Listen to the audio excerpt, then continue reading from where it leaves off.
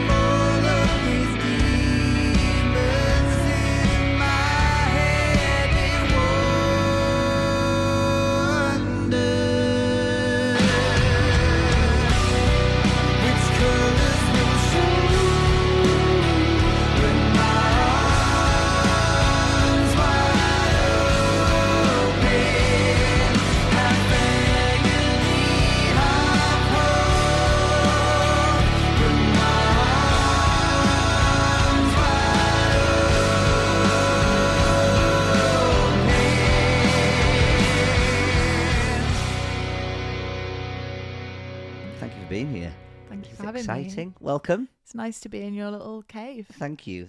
Yeah, our first doctor on the show. Right. Very excited to have somebody who knows what they're on about. Are you going to clarify that it's I can't save your life?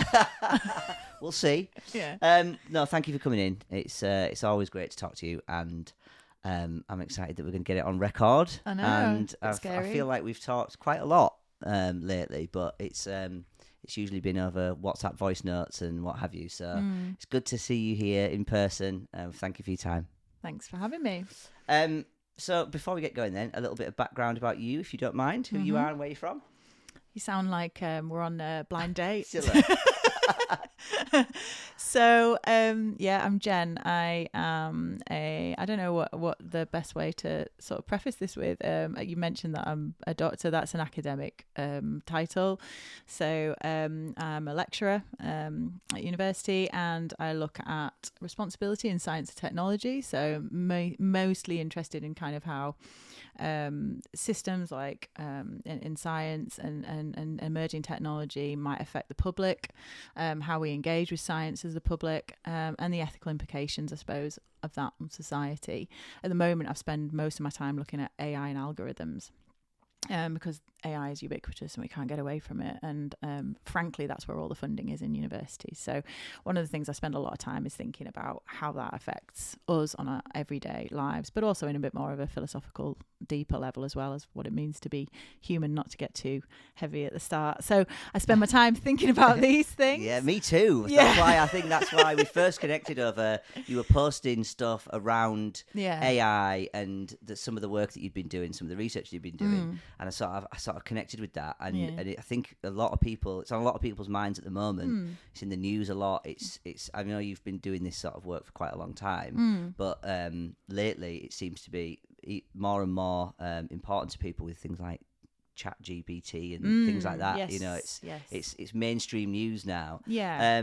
But then also, we started sharing quite a lot of personal stuff that you were going through, and I think that kind of, we started talking through that, and so I just find it really fascinating hearing your sort of thoughts on life, the universe, and everything. So well, yeah, and so I suppose that's one of the main connections, isn't it? That we talked a little bit about that sort of stuff, and that's my professional work, but also we met out and about in a gig, didn't we? Because I'm a musician as well, and you're a massive music goer.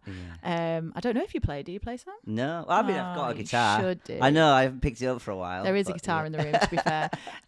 But yeah, so music has bonded us as well, I suppose, hasn't it? And then therefore we've kind of ended up chatting about various things, and linked to all of that is obviously, like, I'm a massive advocate for mental health awareness and things along those lines, having had my own struggles, but also having had family members and friends, and you know, who hasn't, and I'm very happy to talk openly about those sorts of things, and that links quite a lot to some of the work I've been doing around algorithms, particularly when we think about the ethical implications of them, of which, when we think about harm, that's inevitably going to include, you know, the kind of the harms that social media and these kinds of things might do to our sort of mental health and things like that. So I'm not a mental health expert at all.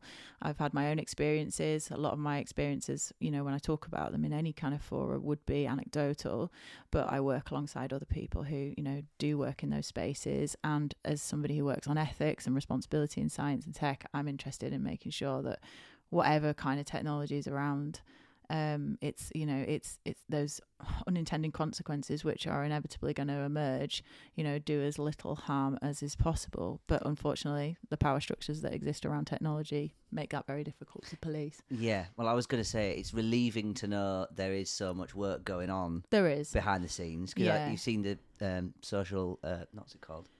The Netflix program. Social Dilemma. And you kind of, you know, we all feel that feeling of the dopamine hit, the idea that we're maybe spending a little too long scrolling through social media. We know it's real, but we don't hear that much about what's been done to protect us from it, or what the future looks like, you know. Yeah, I mean, the social dilemma does, you know, it walks a fine line between being a documentary and a sort of drama. Yes. You know, and it's there to, you know, it's poking at us for a reason. Yeah.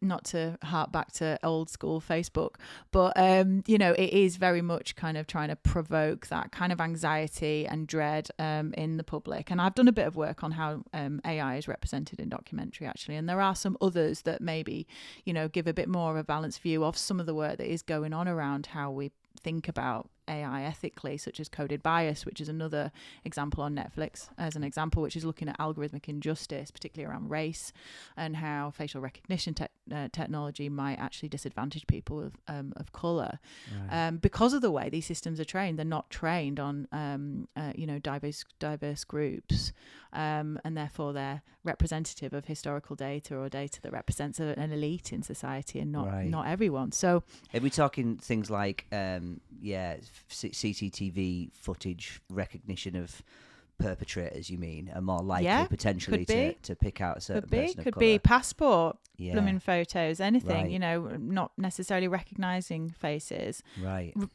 mistaking them for something else. I won't even say what's happened in the past there, and there was some quite well-known cases. You know, self-driving cars that, you know, have had near misses with people of colour, because they're not trained, and you know, and then the public will assume it's because of some other reason, and there's a lot to do with discriminatory data that we look at, and as I say, yeah, a lot of people are not necessarily always thinking about the ways in which the digital world is really just a mirror to our social world. Well, these algorithms should be there to assist us and make our lives easier and more efficient, presumably. But they should be according to us. That, you know, you're not Elon Musk sitting in his ivory tower with, you know, rubbing his hands together, who has no necessarily, you know, any reason to care about what the everyman thinks. And this is why there is a call in kind of my field, particularly, to move toward more collective action around technology development. You know, a lot of the kind of rhetoric is that, you know, we're in a capitalist society. What's happening with data and the digital world is just a step on from that. It's just surveillance capitalism, you know, and therefore we're in some form of like paralysis. We're just stuck with it. This is where we are now. Yeah. And you could argue that, yeah, okay, that is the case. I mean, and that is a very bleak reality, I think, that we could be facing. However, at the same time, there could be more of a provocation for us. Actually, how do we cohere as people on the ground? It's like any political movement, really, isn't it? Yeah. How do you cohere and bring the people together to kind of, you know, democratize AI, to, you know, really think about how to make it fairer, more representative? And that's what the responsible AI movement is doing, which is what I'm involved in, I suppose, where we're thinking about how do we make AI and algorithms more transparent? How do we make them more accountable, more explainable? How do we try and remove these biases that exist or mitigate? It's not necessarily actually, and I'm going to, just sort of go back on that. It's not necessarily stopping things. Often in my work, people think, oh, Jen's here, she's going to tell us not to do this. So I work a lot with computer scientists, or at least I have in the past, not so much now. And they might be developing some really cool technology, or they might be doing a game or whatever it is, right? So they'll be developing something really cool. And then I'll go, have you thought about this? Like, you know, no, and now I have. And now, I have to. I would like you to leave. No, so one of the things we were involved in, as an example, was it's the development of a storytelling sort of tool for kids. So this idea that you can imagine, like, your daughter, for example, she sits and she watches Sesame Street, something like that, and at the end of the program the credits are rolling, and instead of your daughter just going off and you know, kind of going on with her day, she can then interact with one of the voices of one of the characters on the TV. Okay. And so this tool was being created. It was a really nice sort of educational storytelling tool. In an ideal world, it wouldn't be narrative driven as well, so that your daughter could then say, you know, hey, Elmo, next week I want you to do this. And Elmo go, hey, you know, and then we have this dialogue, right? Anyway, it all sounds really nice and cute on the surface. And it is nice and cute. However, in the development of that, we have to ask questions. We have to ask questions about what data is being stored from your daughter. Sorry to move it away from your daughter, but you know, what data is being stored from that child's conversation with the conversational AI in this instance. Is there a possibility that we need to think about parental permissions around how and what the child can disclose and will disclose, and what the parents can then hear back about what the child's been saying to this character? Is there a possibility that the child could be deceiving the system, or the system could be deceiving the child? All sorts of really interesting questions about data collection and data storage and kind of parental permissions and control. And this company that really wanted to develop this were well aware that there were ethical considerations, but it really would slow down the development of that technology. And cost a fortune, presumably, in the process. And so what we had to do, we did a big systematic literature review to see what all the kind of research was around ethics of kids kind of entertainment, and you know, because there's like internet of things toys, there's all sorts of you know, I mean, we had them when we were kids, didn't we? Slightly like, you know, like I'm not anywhere near like what it's not like now, but in pre-programmed responses, you press a button and it says a thing, and you can, you know, the idea that you could have a machine that makes your child believe that you're it's having a conversation again sounds incredible, but who's that conversation with? Is it being used to then next time that has a, you know, is it used to drive anything, or is it just for entertainment purposes? And I suppose who depending on who's writing the algorithm, presumably they want people to watch more of that show and buy more of that thing. And that comes back to the attention economy, because you were saying about social dilemma, you know, we want to click more. And that's what that is all about, you know, essentially that's that value. You know, the other thing that we looked at within that was, you know, kind of the access and inclusion around some of these voice technologies. So, you know, we've done some work with the deaf community, for example. You know, something like Siri, your Alexa, isn't trained necessarily to understand somebody with a speech impediment. They haven't spent that time to make sure that somebody who's profoundly deaf can interact with Siri. Right. Because it's not got that training. The data set isn't there. Therefore, it's not speaking for everyone. It's not working for everyone. Yes, you know, AI and all these technologies can be really transformational for people with disabilities at the same time. You know, my stepmother has MS. It's absolutely revolutionary for her to be able to clap her hands, get a light switch on, to be able to say, hey, Alexa, play me this. She can't get up.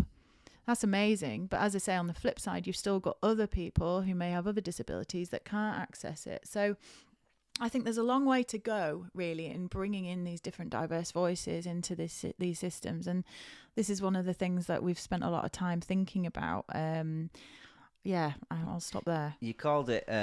what did you call the group that you say that a lot of your work is? I suppose it's the Responsible AI movement. Responsible AI, yeah. So is that just in this country? Is it a globally? Thing? I would say globally it's taking place.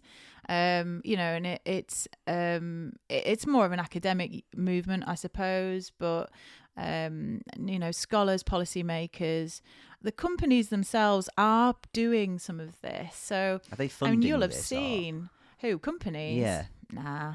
This is government funded mostly, research. yeah. So, you would see, and you will have seen possibly in the press and things like this, you know, Google firing their, you know, ethics person or whatever for whistleblowing or whatever it is. You know, there are responsible innovation units within places like Google, Facebook, all these places, because they are trying to sort of say, okay, you know, we are responsibly developing these things. Yeah. However, most of those bodies that exist within Google and places like that, most of them are in-house. Okay, so you kind of already got that invested in, not like, independent staff. So in an ideal world, I mean, this is what we'd call kind of the ethicization of kind of AI, whereby there's a bit of lip service going on and a bit of tokenism. We've got on a responsible AI person working on this. It's great. But, you know... Are they obliged to show you, to share that data with you? Well, this is part of it. This is part of it. Not necessarily with me personally. No, I'm rubbish at code. but with, you know, with the right people who are independent. Well, it's about accountability and it's about transparency. So they would be having bigger conversations and, you know, and making open, data sets to be open. You know, you mentioned ChatGPT there, and you know that's an example from OpenAI where they're trying to say, you know, go use this. It's free. It's there for everyone. However, a whole of a ball game again. And I mean, you probably get this sort of question a lot, so let's get it out of the way. Is this, you know, are we on the way with something like ChatGPT to artificial general intelligence? Are we ever going to get there?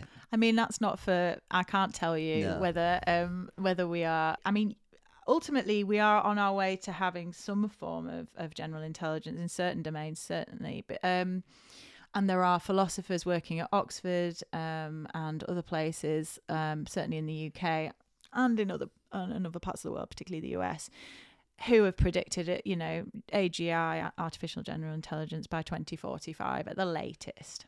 and in some domains that is happening, isn't it, already in a sense. So this kind of nebulous concept of AGI, which I kind of moved away from when you asked about it, I'm not sure it entirely encapsulates it, but I know why you asked that question, and I agree. It's something that everyone thinks about, but I think there are certain domains whereby AI can do what we can do. However, it's very there can be a lot of mistakes, but then so can humans. The stakes are maybe a bit higher though, perhaps, and what AI doesn't have is human judgment. And AI can tell you a joke, it doesn't know it's funny. AI can make a lovely picture and painting, it doesn't know it's beautiful. And that empathy and judgment is what we don't have. Now, I suppose what people are then assuming is that AI, and certain people in psychology think along these lines, scarily. And a lot of the guys that I mentioned before, I'm saying guys because this is the very heavily male-orientated field, but and come back to that. But a lot of the guys in the kind of super intelligence field, thinking about existential risk, thinking about AGI, they're sort of saying, well, it's going to be, I don't know, 20, 30 years before that. And then what will happen is AI will start replicating itself. Yeah. And so then we're into the singularity concept and all of that. Now, that is still, as far as I'm concerned, the stuff of science fiction. However, I'm still much more, whether those things are going to happen or not, I don't know. I do work in futures research to an extent, and I speculate about it. These are all imaginaries, how we would refer to them at this point. What I'm more concerned about as somebody who looks at the sort of sociology of AI and philosophy of AI is the everyday. It's here now. This is what we're dealing with now. Algorithms are in your, recommending systems to you all the time, recommending, music, bands, whatever it is. It's changing your persona. It's developing a new persona. It's quantifying you. It's not necessarily a bad thing. It's going to afford you some really great opportunities, but it's also going to be amplifying inequalities and all these other kinds of, maybe, like we talked about mental health, possibly creating issues there as well. So for me, it's about looking at the everyday. But certainly narratives of science fiction, and again, we've done some work on this, do tend towards these poles. They're kind of, AI is really bad and it's all dystopian. Or it's like, it's amazing, it's going to solve all these intractable political problems. Here we are, there's the answer. The actual reality is somewhere in the middle. There's a lot of missing narratives about AI. It's not necessarily just going to nick all of our jobs or do this and that. It's like, there's a line where we need to live with it, and we need to learn to live with it. And with ChatGPT as your example, that is a really nice example. If you take, for example, the idea that, how many times can I say example? If you take, for instance, the idea that students might worry about their assessment when it comes to AI. Well, the students won't, the teachers will. Say a student uses ChatGPT to write part of their essay. How do we mark something like that? What do we do if we assume that they maybe use this free tool? One option is to detect it. There's tools being developed right now to detect GPT. So consider it plagiarism, like you would if you stole it out of a book. Or collusion. You're operating with a machine. You've not written this on your own.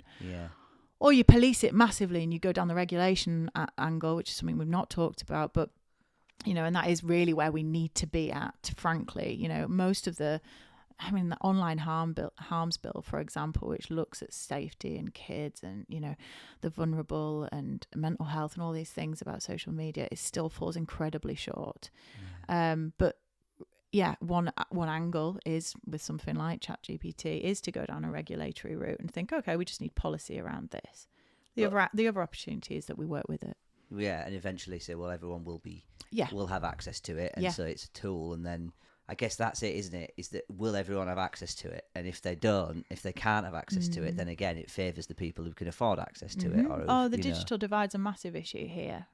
Again, so thinking about how it can create and amplify inequalities, and that's not just about race and gender; it's about social class.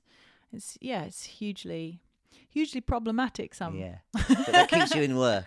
It's something to think about, isn't it? When you're whiling away the hours. Absolutely. And I think that's it. Is that it's easy for the layman to go to, well, this thing seems like a human and it can write its own code and potentially at some point might be like a life, and it's fascinating for people, and they make movies around it, and those movies are terrifying, and then so you get that amplify your own terror around the concept, because that's what the media does. But why is that? Why are we so frightened? And this is some of the work that a lot of people have done in sort of philosophy and psychology and sociology as well, where, you know, what is it really? We just want to be special, isn't it? This goes back to religious connotations of who we are as humans, and, you know, why are we so fragile over this?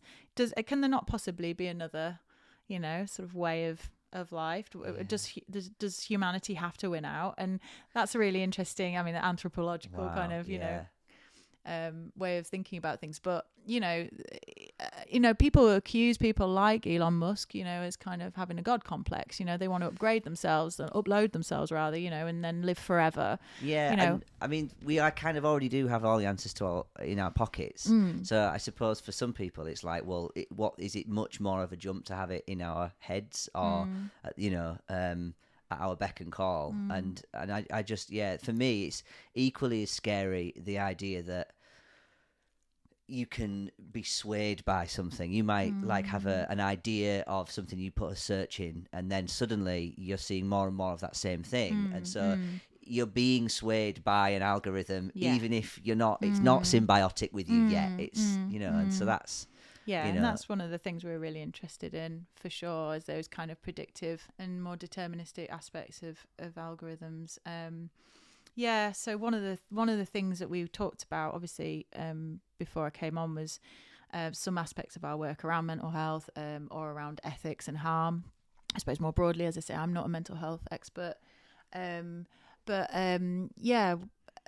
thinking about how we can sort of remove kind of what we might call our algorithmic hauntings. So things that might trigger us, or, you know, bother us on some visceral level, whether that be imagery or music or sound or whatever it is, usually relating to imagery. But that's one of the things we're working on at the moment. So. Well, we had our own little back and forth about that. I posted something. I don't know if you're happy to talk about that at this stage, but I posted something that I know kind of triggered you, and you felt able to talk to me about it, and it was a massive eye-opening experience for me. And you know, I don't want to put you on the spot, but are you happy to talk about that? Yeah, that's fine. Yeah. So I'd posted, before posting stuff about Luna, I don't know what I posted about. If it's not Luna and Menfulness, like, what did I find time to post about? Why you know? shouldn't you? And that's it. Yeah. But I'd posted a baby scan photo, and I know that was particularly triggering for you, and you know, straight away it was like, you don't always think about what other people are gonna how other people are going to be affected by what you post, and so can you talk to me a little bit about how your work kind of connects with that?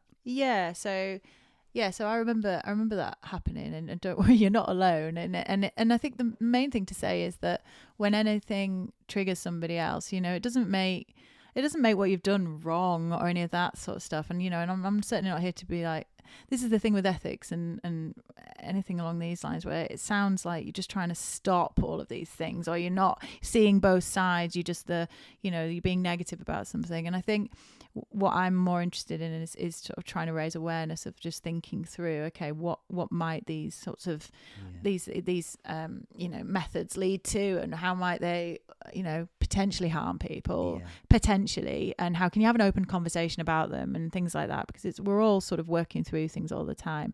But yeah, that instance was and one of the reasons I wanted to come on here was to kind of raise awareness of baby loss and miscarriage, because having had 2 miscarriages in the last couple of years, one at quite a later stage than the other one, the idea of somebody posting an ultrasound photo, for me at that point, Sam, and I do remember it being around the sort of same time, was particularly triggering, because whilst it was a wonderful moment for you, the last time I saw an ultrasound photo, my baby was very ill, and then the next time after that, your baby's not here, and not gonna, so that image in itself, it not only represents that, but it also represented for me all these awful taboos that you get around these kinds of issues around miscarriage, which men and women should be speaking about, because it doesn't just affect the women.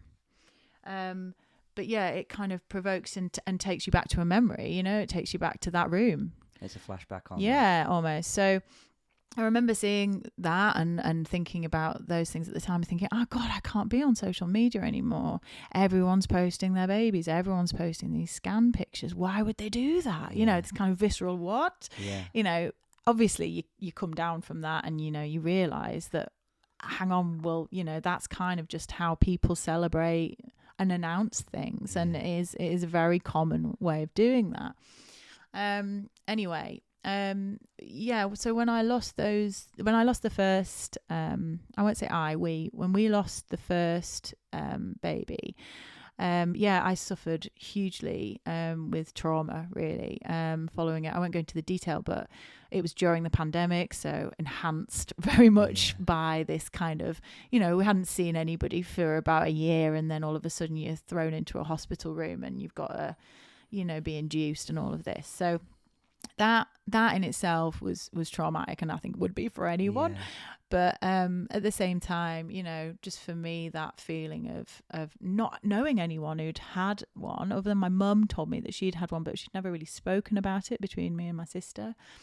And just really being surrounded by, as I say, social media at the time, which during COVID we needed to rely on. So let's say social media is great for connecting people and reducing isolation. But in my instance, it enhanced that feeling of isolation. It's like, what's wrong with me? Yeah. Why has everyone else got that? What? And then, you know, why is this happening? And so, yeah, I was really, really upset by everything that went on for obvious reasons. Physically very unwell for a while. And, you know, it affected both my partner at the time and myself very, very deeply. And I'm sure still does to this day. And I remember, you know, months later, just not being able to leave the house for fear of my own like safety. I felt I'd been I felt the only word I can use is it felt like an assault on my very being. Just the whole experience felt I unimaginable and completely inexplicable, really. And I just, it was too much. It tripped a switch. And I think that experience in itself was, you know, and I don't mind talking about it because I'm sure, and I've read actually since, because obviously, you know, you take an academic interest in anything that you experience when you look at social science. And, you know, I've read up that, I mean, women are 40% more likely to experience OCD, depression, anxiety, post-traumatic stress disorder if they've had multiple miscarriages. They're certainly more likely to experience those issues if they're in a second trimester miscarriage, and the BAME community are even more at risk. So this is a huge issue, but also it's worth saying that for men tend to have to take this carer role almost. So, you know, the thing happens to the woman's body. That is undeniable. The experiences are very different. But the man in the situation, the male in the situation, the partner, let's say even, has to inevitably almost not swallow their grief, but to a certain extent get on. They've got to still kind of, and then look after you, or they're even just the little things. And so I think these kinds of experiences are very deeply upsetting for a man too, or for a partner too, and they're even less talked about than they are for women. I know you have a lot of life in you, yeah. I know you have a lot of strength left. I know you have a little life in you, yeah. I know you have a lot of strength left. I should be crying, but I just can't let it show. I should be hoping, but I can't stop thinking all the things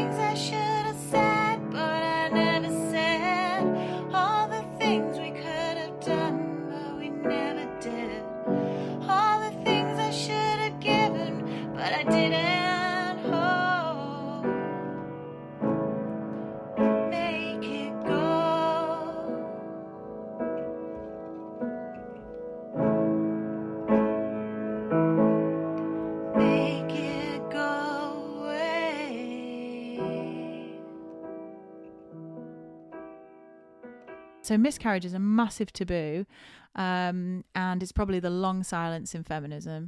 It's something that we as women, even, and I can only speak for women at this point because I am a woman, but so I don't want anyone to be like, oh, you're going on about women, but this idea that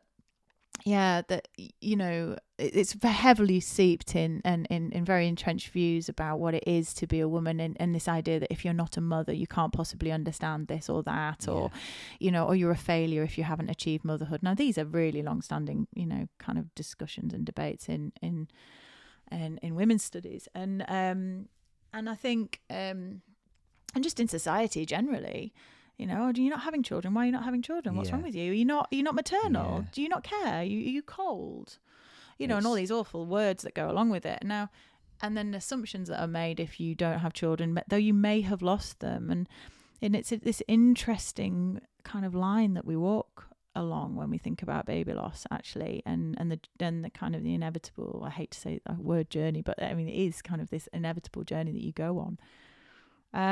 So I'm rambling a bit, but basically, honestly, it's mind-boggling how articulate you are at being able to explain this, and I really, I'm so sorry that what you went through. I'm so grateful that you're able to talk about it, because if we don't, then how can anybody fully understand it? I think it's important, Sam, and I think that struck me quite early on with it. But I think when I was really poorly, as I say, one of the things I went to was social media, and as I say, that we had that conversation about scans, and I will have had one with somebody else as well, where I felt the need to sort of educate, and that's not meant to sound condescending, but this idea of like, no, I really want people to understand why that is just really hard. Now, I know you could transpose this to any other thing in life. What are we supposed to do? Just, one of your friends' mums died. Are you not supposed to post your mum? There is a line where we have to accept that everyone else has a right to post what they want to post. But I think when it comes to something like baby loss, there are so many, like I say, there's so many kind of societal taboos around it that it just felt like a really strongly problematic area, at least to me, a very, very deliberate space whereby we avoid it. Nobody wants to talk about that, do they? Can't you say it out loud? Like, nobody wants to talk about a dead baby, do they? Like, and that sounds really, really harsh and strong, but that is what it is. Nobody wants to talk about women that go through that, and the way it's portrayed in the media. Somebody goes to the toilet, oh, I've lost a baby, like that, and then they go down the shops. That is not how it goes. No. Any man or a woman, anyone who's experienced any of these things will know that that's not how it goes. Now, what you do then is you look for meaning, you look for connection, and at that time I looked on social media. Some of it was negative, some of it was bad, some of it was hard. But what I was really struck by as I started to get a bit better from some of that really intense, I suppose what you'd call it is hypervigilance, like hypervigilance around my safety, hypervigilance around just me wanting to batten down the hatches on my world. What I've started to try and do is to try and get control, somewhere along the line. And I remember looking, at my phone at the time and getting really distressed because, like many families, many partners, many women, men even maybe, I was using an app to look at where my cycle was. I was at my first midwifery appointment, I was handed an app. I don't know whether you guys were, track your pregnancy here. What they don't do at primary care is say, if you lose the baby, this is how you tell the algorithm that you've lost the baby. This is how you don't get sent, because I was a bit further on with like maternity clothes. This is how you don't get sent those maternity test clothes. This is how you don't get sent a bloody pram. This is how you're not going to get shown this, that. And I was really struck by what we're referring to as algorithmic hauntings. Really struck by these kind of reminders. We love the fact that Spotify will send us our year wrapped, won't we? Don't we? We love it. Yeah. Oh, let's have a look at what I was listening to. I love these recommendations. Isn't this awesome? It's creating these new memories for me. Or the fact that, your iPhone will show you a year in review or whatever it is. Yeah.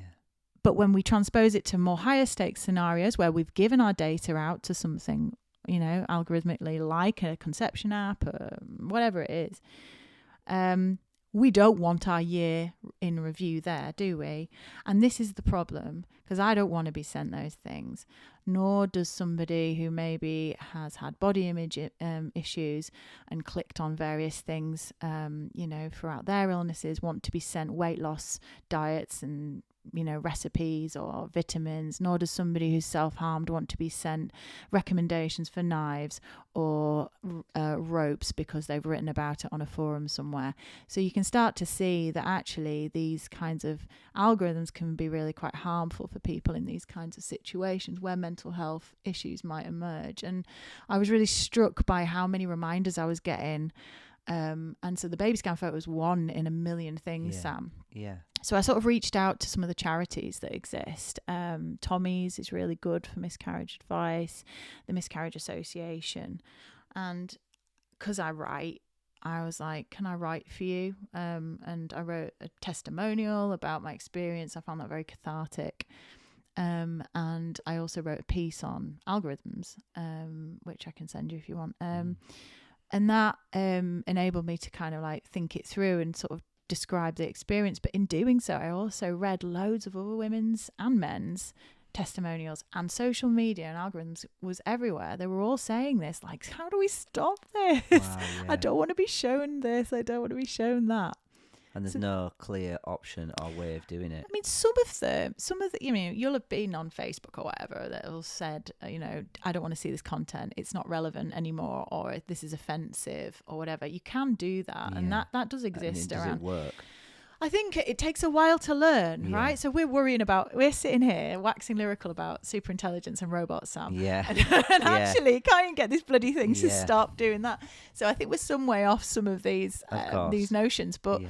But no, it does go some of the way. But the ultimate thing that I realised was how long it took me to retrain it. To the point where I remember one day really celebrating when I was invited to a festival of grief on Facebook, because it was like, it knows now. It knows I'm grieving. I've looked for grief enough for my phone, for my computer, for my social media to understand that I'm a grieving person. It didn't stop it still sending me some other bits and bobs. Right. So it hadn't learned fully, but it had learned. No. And how long did that take, would you say? I would say 6 months or something like that, but I've got better at it. Yeah. And I sadly mentioned that this has happened twice, and I, again, because of my experiences, was much more savvy with my use of social media and apps and things like that. With the second pregnancy, I wasn't tracking it in the same way. I wasn't giving my data away. I wasn't having that data extracted and then harvested and mined so that it could come back and haunt me. As I say, sadly, that pregnancy ended as well. But as I say, that very little reminders digitally emerged for me. So this has been a few years ago now, and as I say, my mental health was much better as a result, I think. Now, you can't just mitigate against everything. You go through something, you don't apologize for having a mental health crisis after some big trauma. You don't apologize for grieving. And actually the mishmash between the two and the line there, I don't know. I mean, sometimes I would say to my therapist, am I all right? What's wrong with me? And they'd say, you're grieving. None of what you've said is weird. Right. Actually, Jen, none of it. Why would you feel safe? You felt like it might have been. Yeah, they were like, why would you feel safe? You've got nothing to compare it to either, yeah. Exactly. So this is a long-winded way of then getting to the hub of the story, which is that we at the university then decided, a friend and I, who's an AI researcher, I'm not a techie, right?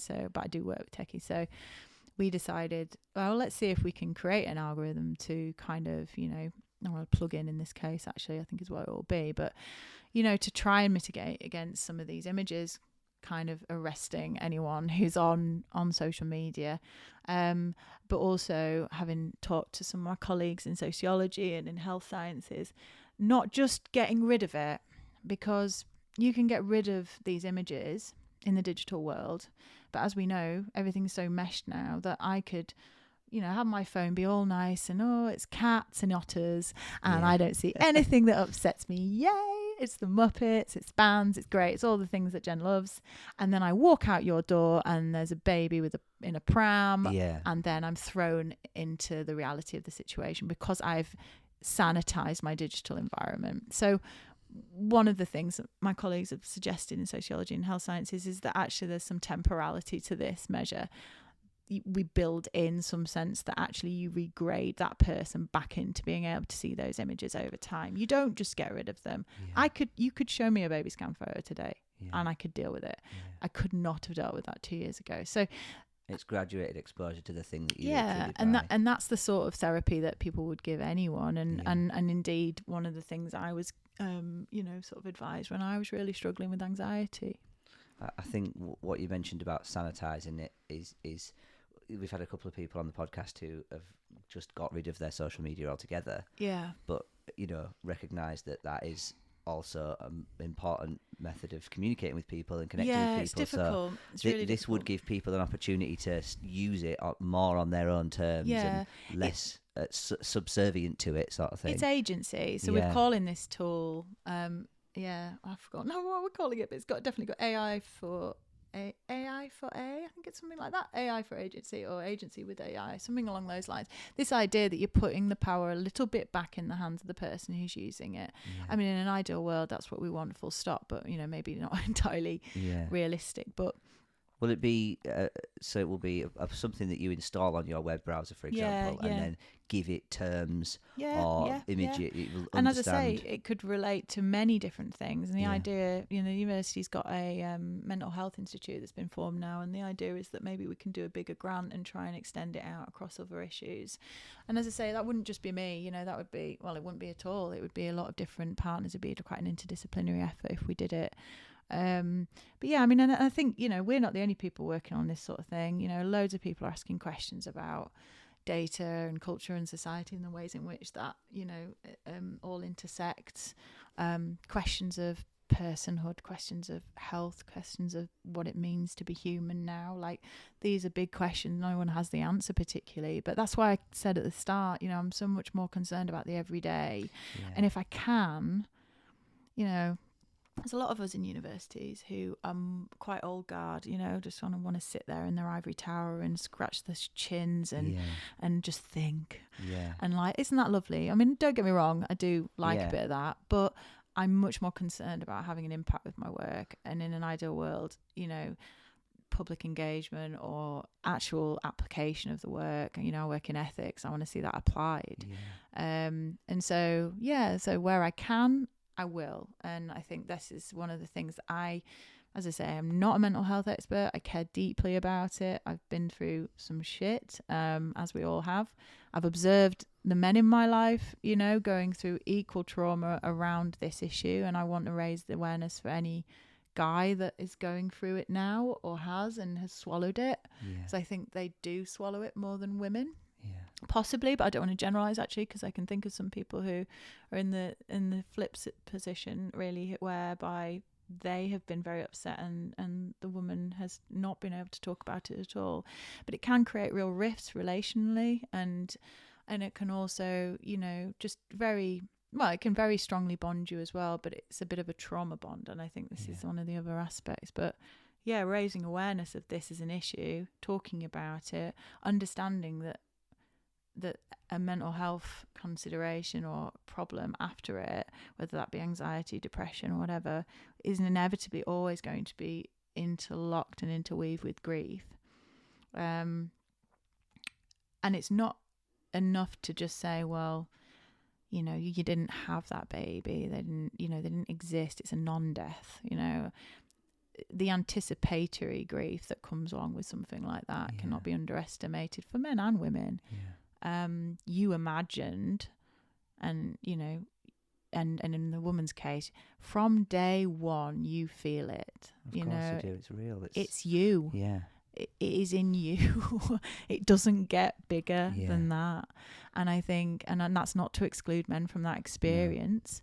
But I think, this is why, and there are 50% of our population are women who will experience, 1 in 4 of those women will experience miscarriage. 1 in 4. And it's incredibly common. So, it's something that I think I care really a lot about. Unfortunately, I know too much about it now. You've honestly been through more than anyone should have to go through. But for you to be able to not only share it like you have today, and like I've seen in the writing that you've put out, but also actually be able to put your work on it as well, being able to be in a position to actually affect some change it's remarkable, mate. I'm amazed by it. I think it's not been easy though, Sam. Like, No. So we're 2 years on from the really, really traumatic event. And I'm not saying the second one wasn't traumatic, but in terms of my mental health, that was the one that really knocked me. I would say that I tried really hard when I started to feel a bit better, probably maybe 6 months after that first thing. I do remember trying to talk about it and going on things like Twitter and, trying to share a few things, or advocating, I suppose is the word, isn't it? Yeah. Smashing the taboo and all that.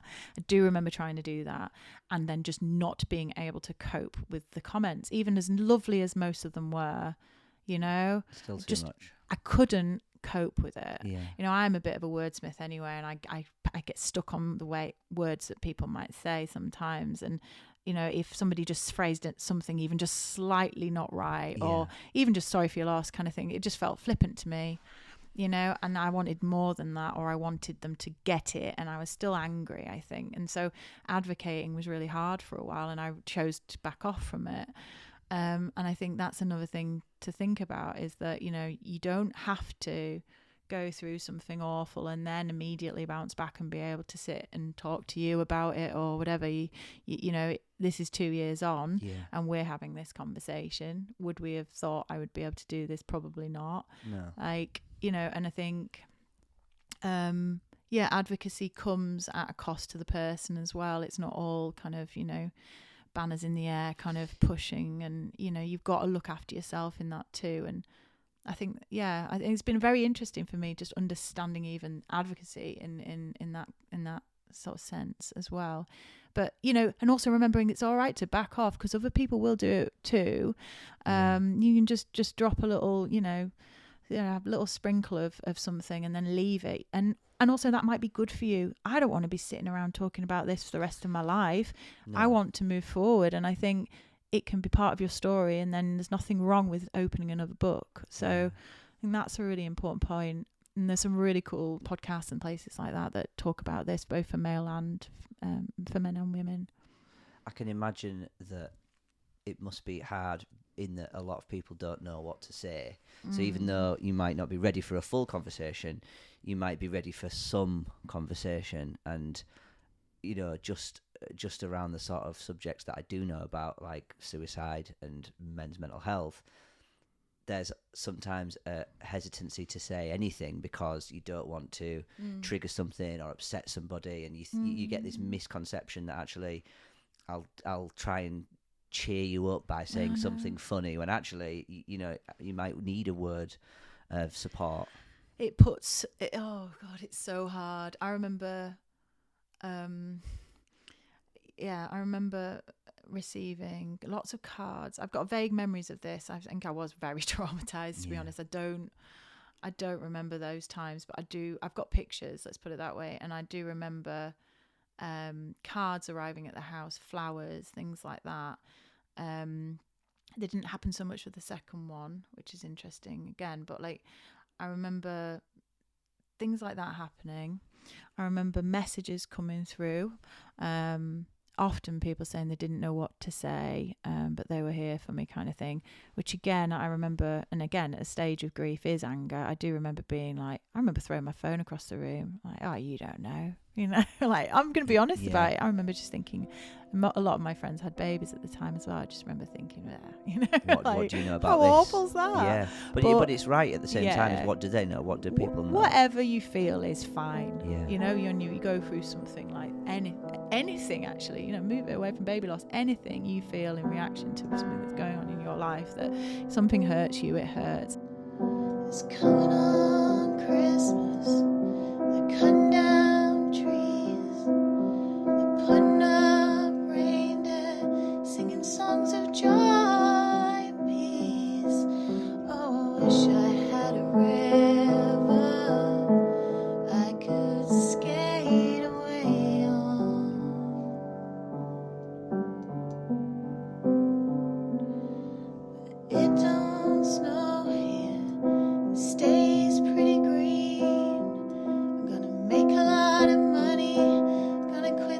this crazy scene.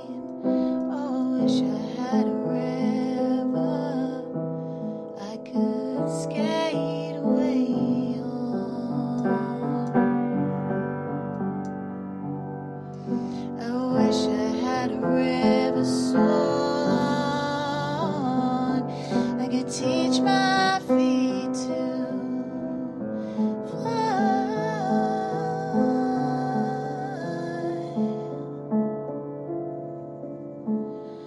I wish I had a river I could skate away on.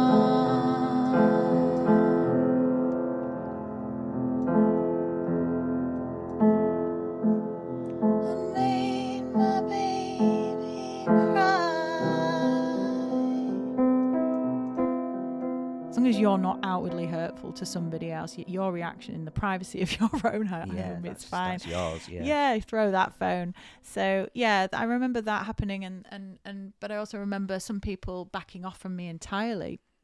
You know, and I remember feeling like sort of the Grim Reaper of my group of friends, you know, like the Grim Reaper at the baby shower, you know, don't invite Jen. You know, like I remember stuff like that, and I'm laughing about it now because I don't feel like that now. Yeah. But it has taken a long time, and I think I take some responsibility for that too. That I probably gave out the message that I couldn't cope with these things, and therefore people were treading on eggshells. It's a vicious cycle, though, and you know, the reality is. Some of this stuff was exacerbated by the fact we were during the pandemic. I hadn't seen people face to face. My own mother, you know, when I had that first time, you know, she was in our bubble, I think, but I was so anxious that I couldn't even let her near me. I was so frightened because it was pre-vaccination. I was so frightened she would die. I remember just thinking, don't come near me because I can't lose anyone else. And I remember her standing in the doorway.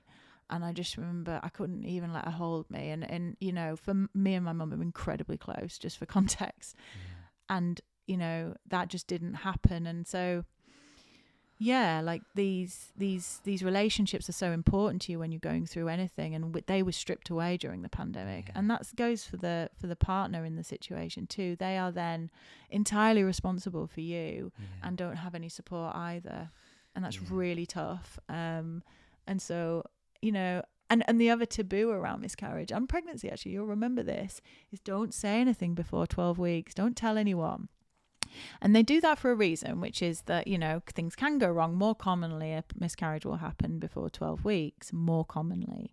However, the reality is if you lose a baby, you're probably going to want to tell somebody. Of course. So why not just fucking tell them when you know, tell who you want to tell. These norms, these things that we are forced to do in society, just it's very odd, isn't it? They don't always have any rational.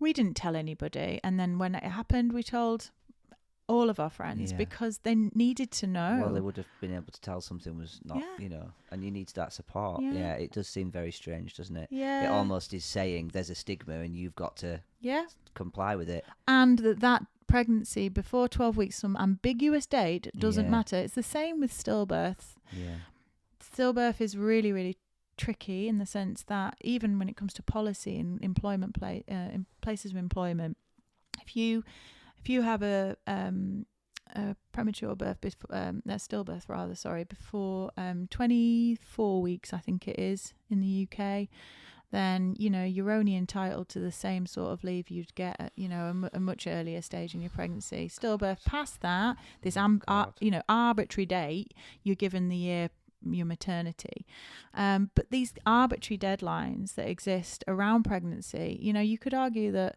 I've had people apologize to me before, you know, I lost one too, but it was only 5 weeks. I don't care whether it was 20, it was still your pregnancy and it matters. And I think men probably get sucked into this too.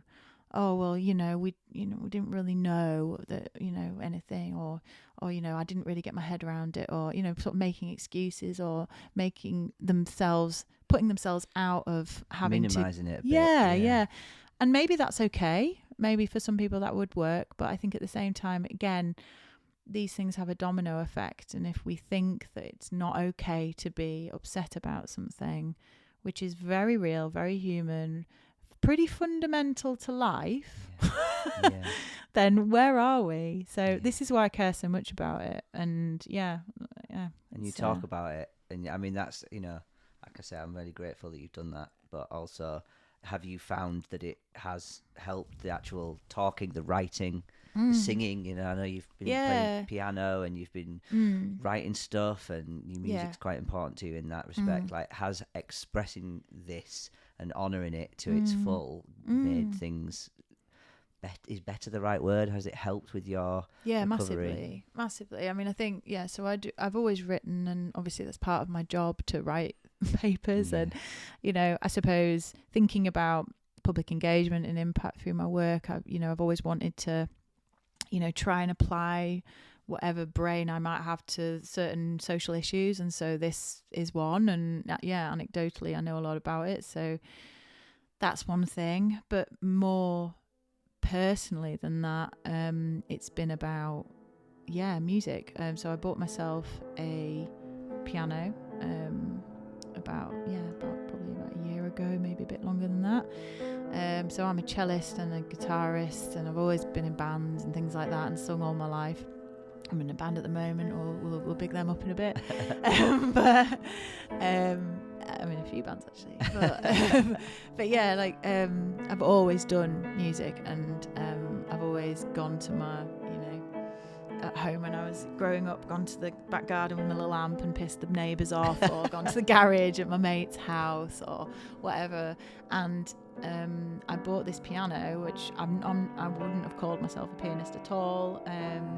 But I am musical, so I sort of suspected it might be something I could do, and I just got it, and it is transformative. Like I just started learning it and composing on it and writing soundscapes and little ditties here and there. I'm not amazing at it by any stretch of the mile, but it's not about that. It's about the place it takes me to when I sit on that seat, and the way I breathe when I'm playing is deeper and more in touch with myself. And it sounds a bit spiritual, but it kind of is. You're immersed in it. Yeah, it's a totally otherworldly experience to me. Just being alone, ideally, with the piano. I don't get it so much with some of the other instruments that I play, and I think that's because I've got with my cello I was trained, okay, so I've got like anyone with anything you've been trained to do, you're like, oh, I'm doing it wrong, I'm not as good as I used to be, and I can't get into myself in quite the same way. I mean, I do a bit if I'm doing kind of improvisation on the cello, and there's been moments where I've played with like singers and songwriters and stuff where I've thought, oh god, that's really nice, that feels like an expression of me. So is it something about the fact that it's a new skill, a new thing that you can throw yourself into? I don't know. I think it's very tactile, and it's very I suppose any musical instrument is thinking about. The cellos, you pretty much rat around that thing. But I don't know, with the piano, it's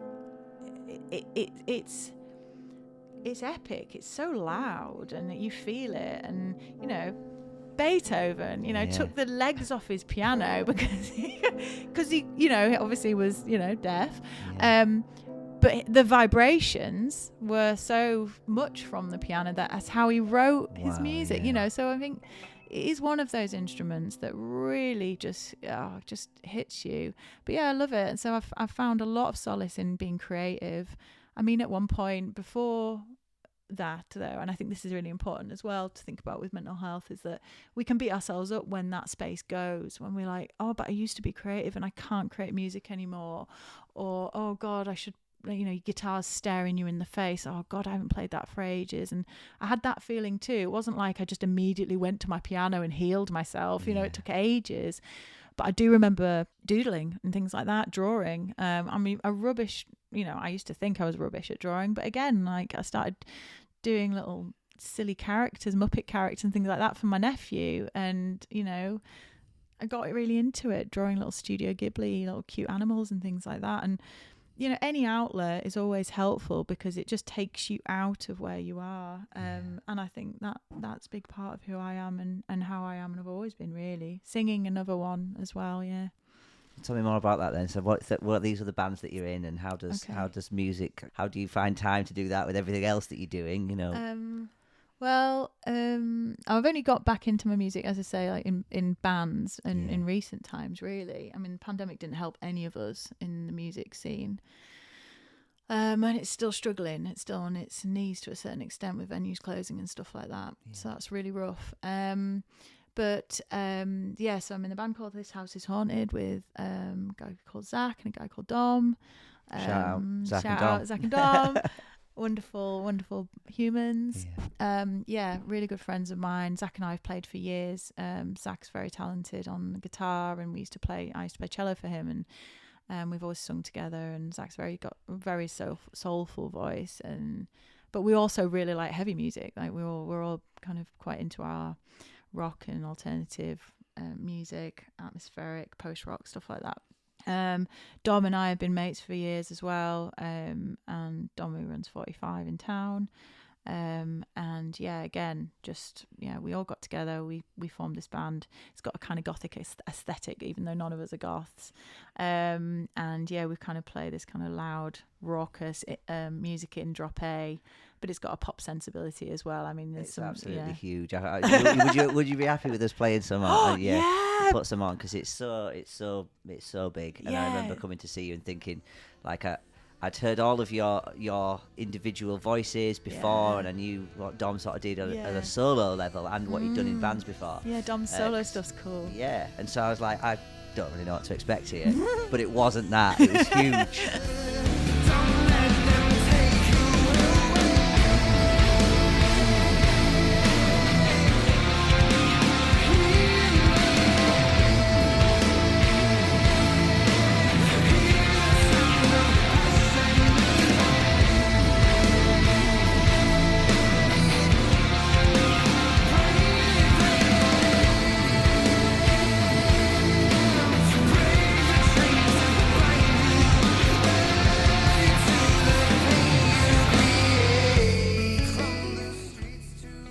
Again, that is an outlet though, because it's so loud. I mean, no one wants to stand near Dom's hi-hat for very long, believe me, but it's so huge and just so, and it just allows you again to just kind of let go.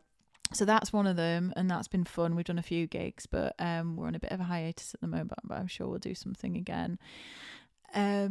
I've just joined Anne the Hangnails as well on bass. That's going to be cool. They're a duo from York, Martin and Steve. And so me and Bradley have joined them. That's alternative. That's like rock and punky, kind of alt stuff. They did really well for themselves, actually. So I don't know why they want us to join. To ruin it all. Absolutely not. So they're going from a 2-piece to a 4-piece. Yeah. So there's that, and then what else do I do? Oh yeah, we've got this covers band, which is a right laugh. So again, it's just getting involved in things, and then also if anyone ever needs cello or anything like that, I'll do that, because I'm a string player. So just quite a repertoire you're building bobs. Up. Yeah, bits and bobs. But I mean, at the moment, it's just. It's how I want to spend my time. I'm not saying I'm going to do it all the time like this, and I've had periods of my life where I have always been in bands, but I've had periods in my life where I've been quieter on that front than others. At the moment, it's just the way it's just coming out of my fingers, and that's sort of how I feel. And it's very rare I'll get through a day where I don't record a song and send it to you or somebody and be like, listen to this, I've ruined this song. Well, I'm hoping you let me put some of those on here as well. But yeah, we'll talk about that afterwards. But you definitely get the sense that it's like a cathartic thing for you, but also it's an expression, and it's helped me understand what you're going through a little bit, because it's another.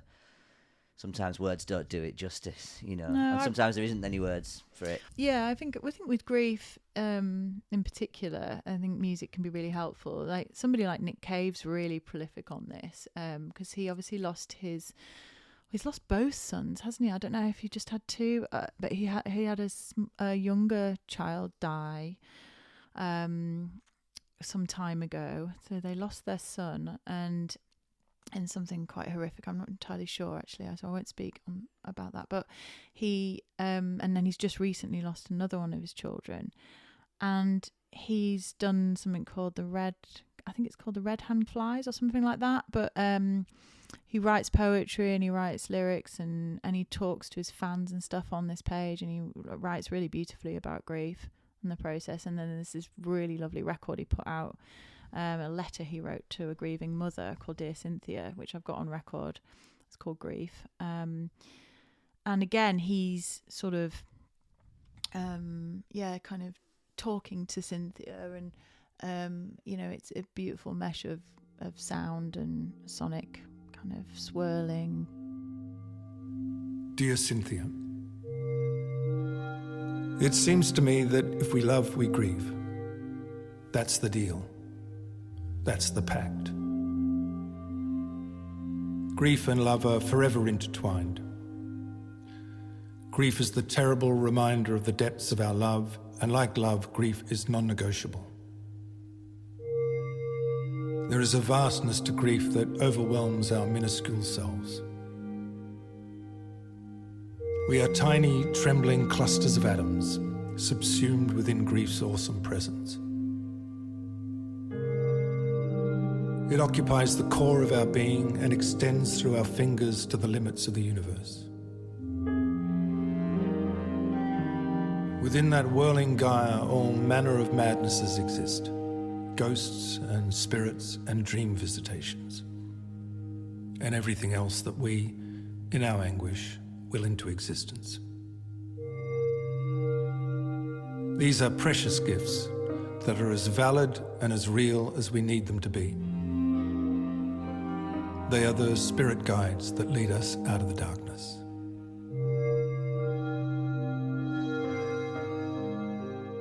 It's just a message really of kind of hope, but also like a really nice way of describing the experience that I really resonated with. So I think there's a lot of healing to be done in kind of trying to express it through other means, and he's certainly a really nice example of somebody who's done that. And I've written my own compositions and tried to put sound and voice to them as well.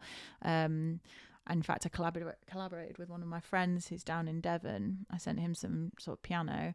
And I said to him, this is about my losses. And he recorded, he didn't ask me, by the way. He could have offended me, but he didn't. But no, he recorded his own daughter in the garden playing, and he was picking up rocks and things like that in the garden and dropping them so that the sound kind of, sort of could reverberate over the sound of the piano.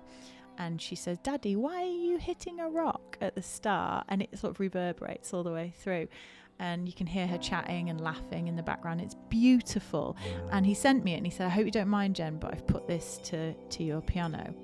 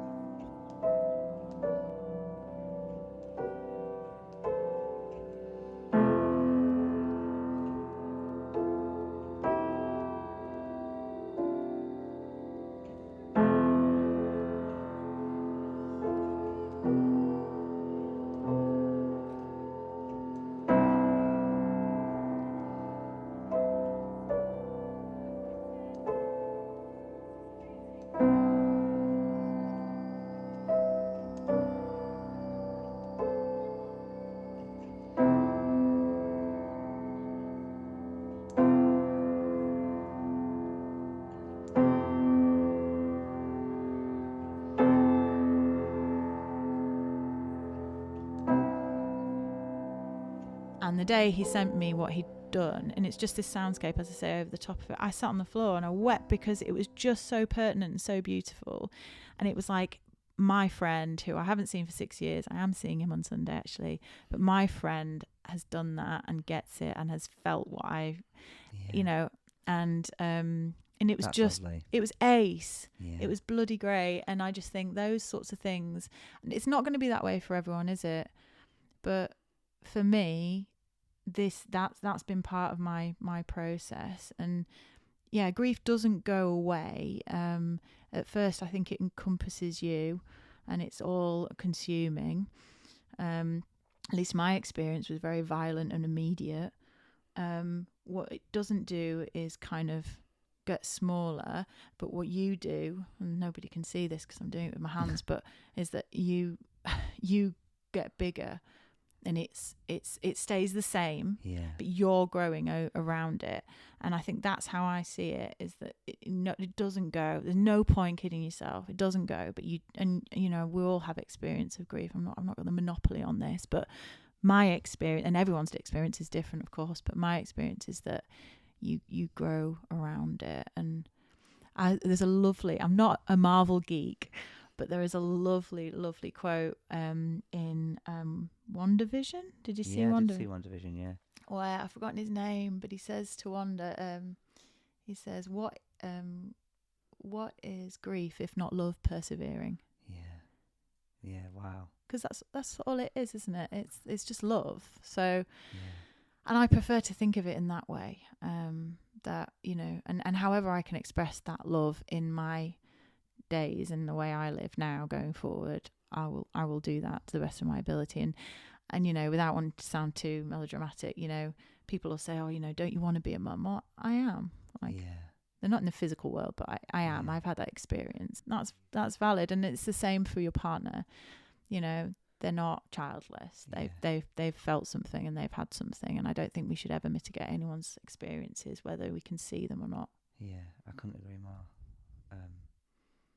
Thank you so much. Are you happy to talk a couple of songs for our playlist, if that's okay? Yeah. We usually ask people for a happy song and a sad song. If you've got those, then let us know what they are, if you have. Yeah. Okay. So when I was really edgy after the first miscarriage, I say edgy, I don't know how else to put it. When I was poorly, I started doing the kind of work, as you say, to kind of get myself back out there. And that included even little things, even like going around the block, or getting in my car and stuff like that. And often to override the negative thinking or override the kind of intrusive nature of these kinds of anxieties, I'd kind of hum or sing a song, and the song happened to be Happy. Who is it, Pharrell? It's Pharrell, yeah. It's not even my vibe. It absolutely needs to be in this playlist, let's face it. And it's perfect, and it's almost a chant in itself anyway. Yeah, because you know. Yeah. It might seem crazy what I'm about to say. Sunshine, she's here, you can take a break. I'm a hot air balloon that could go to space. With the air, like I don't care, baby, by the way.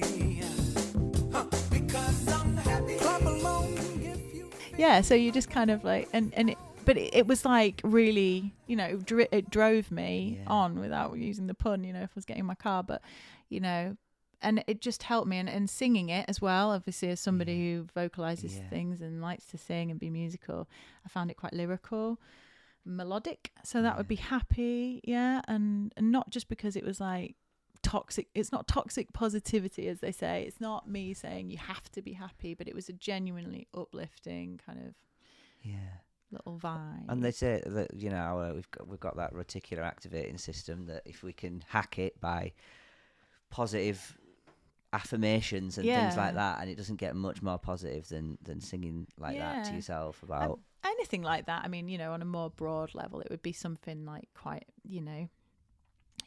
not necessarily upbeat, but something powerful. I love a power ballad or something like that. Go on, give us a power ballad as well. Something like, Alone or something by Heart, Yes. Big drums. Or Poison even. Just something completely unrelated, but that's like massive. Big. Yeah. So love it. I don't know. So something like that. And then I suppose on the sadness level, I mean, God, many songs come to mind, really. I think one of the ones that I certainly played around the time so there was a period of time before I actually had to go into hospital. So we knew that the baby wasn't going to be okay for quite some time before they actually passed away. And then when they passed away, I had to go into hospital. And so there was a good few, week or so, a couple of weeks, I can't remember now, as I say, but where I would just sit at home and kind of like hug my tummy and listen to songs, and we'd sit there and we'd burn a candle and stuff like that. And one of the songs that listened to quite a bit was a song called Prayer by Keaton Henson. And I don't know whether I can get the lyrics up, but I do remember it. It's just quite stark, and it's very, very sad. It's piano, it's very looming, and it's quite a dark song, I suppose. So there's a line in it that all of it is particularly sort of pertinent. So it's he says, "Hallelujah, I'm saving you up all the day you leave. I held you in while you shed your skin, and I read myself to sleep." Hallelujah, I'm saving you up all for the day you leave.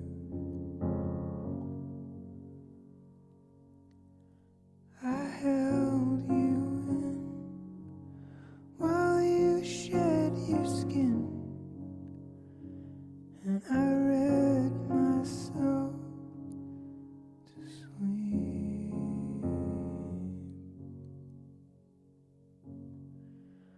Oh, I know it's ending, but I'm on the mend. Oh, unbalanced, triumphant, and trying again.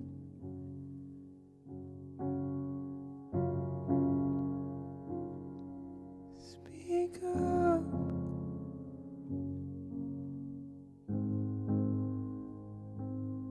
Speak up.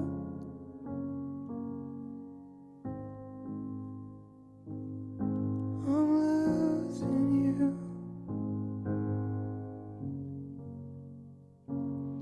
I'm losing you.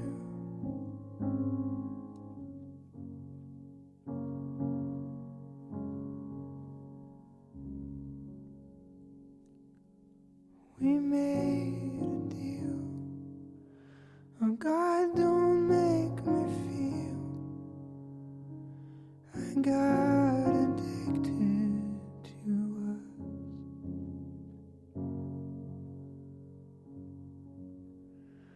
Darling, you've been my greatest defeat. Feel I got addicted to you. Darling, you've been my greatest defeat. Yeah. And it's like, and I did feel like I'd been defeated by it, Yeah. but at the same time now, and I think this is important about music or any words that that resonate at a particular point in time, at the same time I feel that I'm really proud of those pregnancies in a way. Yeah. Like, I'm really proud that I got to have that experience. We have so many people in the world that don't get anything, actually. There's people who are lonely, there's people who are unwell, there's people who are dying, there's people who can't afford to feed themselves, let alone anyone else. And here I am. I haven't got everything, and things haven't worked for me in that regard, but I still got to feel that intense love and connection, which many of us don't ever get. And so it defeated me on one level, but it was a bit of a triumph on another, wasn't it? Really, what a nice little thing, like. Wow. Can I have a hug? Yeah. Sorry. Don't be apologising. Thank you for being as honest and frank and articulate as you are, and just, I know that must be a huge amount for you to have Yeah, it feels shared. a bit weird. I know, and there'll be a come down after this. There'll be, but I'm here, and we keep this conversation going. This is a condensed version of, I think, what we've been kind of doing for the last year or so. mostly over social media, and so it feels amazing. Which we've bitched about, haven't we? I know, but it has its damn that social media has its uses, and you know, I wouldn't know you if it wasn't for social media, and I feel very grateful to be able to share a little bit of this journey with you, and I'm so proud to be your friend. Thanks, so thank Sam. you. Well, And and do I you- think what you're doing here is super important, and that's why I'm doing it, because you know it is. And then we'll come back to advocacy. It's people like you that will make this difference, and it's so important. So Thank you. right back at you. Thank you. And do you feel like we've talked about everything that you wanted to talk about? I know there's probably a good hour on existential threats from AI. Do you know what I mean? It's on its own, but do you feel like there's anything that you else you wanted to say? No, I mean we talked about the fact that obviously I'm, coming on and talking as a woman about my experiences, and I do think that, obviously that would be a particular view, and I hope that anything I've said might give any guy listening, I suppose, an insight into maybe some of the ways that some women might feel around them, whether it's their friend, their partner, their mother. They might have a renewed sense of understanding what these things look like and mean. They might speak up more about miscarriage because it affects them too. And I think that's something that is a sadness to me, that I do think a lot of men don't talk about these things, and or feel that they should lessen or minimize their experiences because, well, it's not my body. I've heard that said, and not in my own personal experience necessarily, but in reading testimonials or in watching videos online and charity websites and things like that, where men have spoken up, but they're sort of, well, I didn't feel I could say anything because it wasn't my body, and I'm supposed to be the stable support network rather exactly than but what we've got to remember is that, particularly in, like, for example, what I went through, my partner at the time saw it all, and and did lose something too, and thank you so much.